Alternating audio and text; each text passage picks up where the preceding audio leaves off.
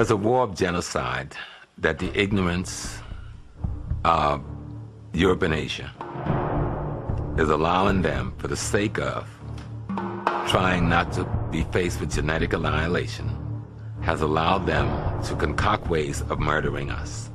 I mean, we can go to the syphilis experiments at Tuskegee, or we can go to the AIDS in Africa. I mean, look at this thing in Africa where we got AIDS, and so everybody in Africa, all of a sudden, some of the first we saw popped up in New York City in the homosexual community, now it pops up in Africa, and tens of millions of people have got it, and the pharmaceutical company is going crazy selling them drugs that they have to stay on for perpetuity. Billions and billions, if not trillions of dollars, you are guaranteed, because all these Africans have to take this medicine for the rest of their life. Give me a break. You tell me the guy who enslaved me, the guy who practiced colonialism against me, the guy who raped my mama, my sister, cut the testicles off my father, ripped me apart with horses, all of a sudden is going to come to my well-being and make me a medicine that's good for me, when his whole history is about profit and genocide at any cost, even if it meant killing his mother. And I'm not just talking about our European brothers and sisters as regards dealing with the black brothers and sisters. If you just read books on the Inquisition and the horror and the genocide waged against European working people and the women of Europe is so horrific, it makes even the transatlantic slave trade looks pale sometimes.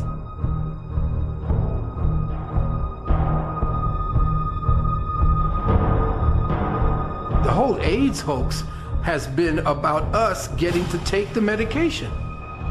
There's no HIV that creates AIDS. They found that the HIV is a very innocuous, very benign so-called virus and doesn't cause anything. What does cause AIDS is drugs, the taking of medications. And what created the AIDS condition in the homosexual community that came what is known as GRID, gay-related immunodeficiency, were these poppers, amyl nitrate and butyl nitrate, these things that were used for the heart to dilate the muscles. Well, the homosexual community, the one who created it into these little popping things, when you broke the seal, it made a pop, so they call them poppers.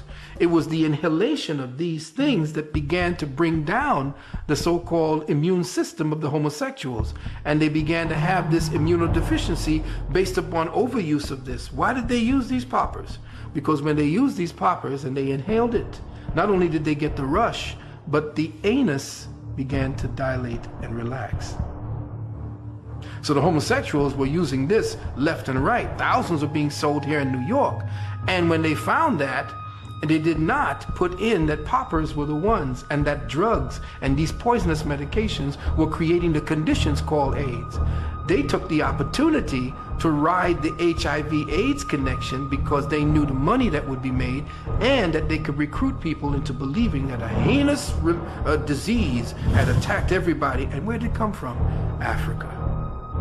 It's always wise to study your enemy. If you're going to defeat someone, you must know their strengths and their weaknesses. People have been utilizing Africans to heal themselves for centuries. And people have been going to African shamans, African witch doctors to find cures for themselves, that Eastern medicine. So people have been going to African people to cure themselves for years. The doctor that's given credit for a lot of the internal examinations that women go through, those instruments were first tested on women who were enslaved. And I can only imagine, well, I can't even imagine. A woman could imagine. But the kind of pain that that woman was put through to test those particular iron, steel objects that would go up through their bodies. In the United States, what they would do with slave children, and this has been well documented, to cure rheumatism and to cure gout and to cure arthritis, they would place their feet on top of a slave child and just keep their feet there for hours, thinking that the child, the melanin, would draw out whatever sickness the slave masters would have. Well, we know that a lot of things have happened in our hospitals. We know that experiments was used on our people in almost every city hospital in America. Henrietta Lacks was a sister who lived in Baltimore, and who had cervical cancer, and ultimately died of cervical cancer.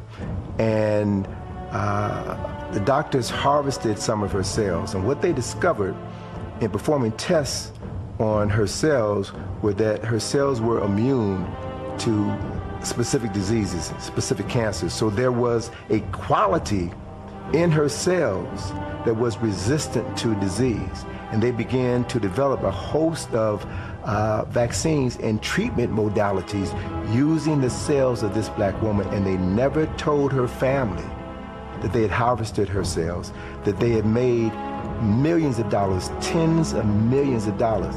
Henrietta Lacks' own DNA and her cells are all over the world right now because they were so prolific, they just kept on multiplying. That was an indication of the fact that as African peoples, we hold the genetics for eternal youth.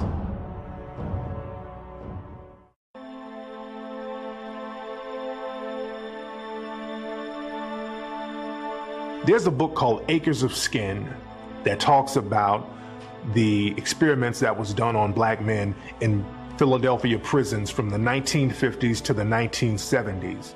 In addition to the many medical experiments that are done on blacks in hospitals and prisons around the country, many people believe that chemtrails that are often seen over black communities purposely contain chemicals that create adverse reactions within the black community.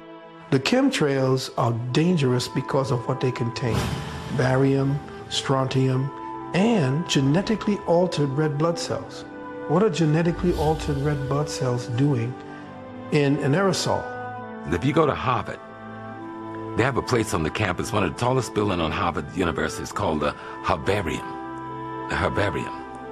In there, every floor is dedicated to some parts of Africa and Asia, and mostly Africa, where the young scholars who are working on their PhD is sent to study the fauna and the herbs and the plants of these places, and to interview the so-called healers and witch doctors, and come back to Harvard and tell what medicine, what medicinal purposes these herbs, fauna, and plants are used for, and then they create synthetic versions of it and sell that formula to the pharmaceutical companies. There's a drug epidemic in a neighborhood, and the hospital is quiet. Forget law enforcement for a minute. The hospital, this is the center of the community's health, and the hospital is quiet.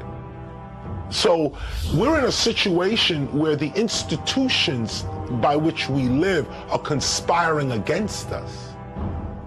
There's no such thing as an institution that is standing with its lights on and people going in and out of the institution, and you're still not receiving the service of the institution. How is that possible, that there is a standing hospital in most neighborhoods and everyone's sick? How is it possible that there is a police department in every neighborhood, several, and crime is still what it is? How is it possible that there is a public school and people are dumber? I argue conspiracy.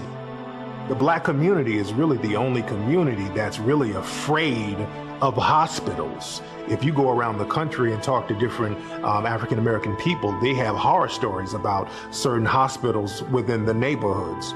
Out here in Los Angeles, you have a hospital called King Drew Medical Center. Well, it was closed down, but they had a hospital called the King Drew Medical Center.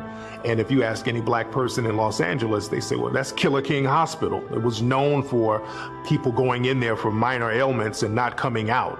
And there were all types of rumors about King Drew Medical Center. Some people said they were selling organs, they were killing black people, selling off their body parts. There was a story in the LA Times talking about how people were so afraid to go to the King Drew Medical Center that if they got injured, they would run from the ambulance if they knew the ambulance was going to take them to the King Drew Medical Center. So that type of reputation has been going on in the black community for years about certain hospitals in the area. It is very difficult to use black people to experiment and find out cures because of melanin. That's why, experimentally, doctors and Europeans use white mice. They use albinoid mice because the outcome after you go into a white mouse is what's going to happen to a white person. If you use brown and black mice, the outcome is not going to be for white people because a black and brown mice is a melanated mouse. A white mouse is an albinoid. That's why they got pink eyes. Melanin is an alkaloid. The chemical structure of melanin is an alkaloid, and it is similar to the chemical structure of other alkaloids, which are heroin, cocaine, and marijuana. And the other important aspect of this is because of the fact that melanin is an alkaloid, it binds to other alkaloids. So black folk who smoke crack or do cocaine, heroin, or marijuana are inclined to get higher faster and have a more intense high because of the alkaloid in the melanin binds to the alkaloid in that drug, which consequently means that people of African ancestry are going to become addicted faster and have a more difficult time trying to kick those drugs. It wasn't just crack cocaine that came into the black and Latino areas.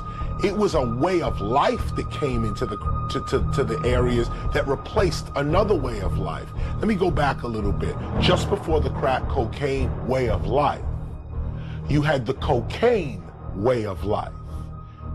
You know, not to call any names, but the pinnacle is Studio 54, where you know, this 70s New York City nightlife, where cocaine is everywhere and flagrant.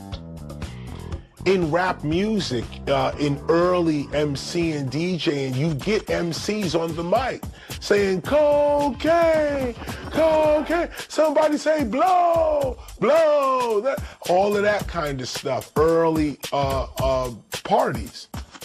Before that, I'm talking just now 77, 76. Before that, go back 75, 74, 73. Heroin was the lifestyle that was pushed onto the black and Latino community. Each one of these destructive lifestyles were introduced into the community. The youth in the country in the 60s almost brought us to the democracy we say we are. And the tyranny that rules our country by controlling the economy of this country decide to bring drugs and then use the war on drugs to create laws like the 3 strikes and you out and the Rockefeller laws that are as worse as any we saw in the Soviet Union during the Stalinist period, to put the young people in prison, many of them for the rest of their lives, for crimes that normally you would have walked after a year or 2.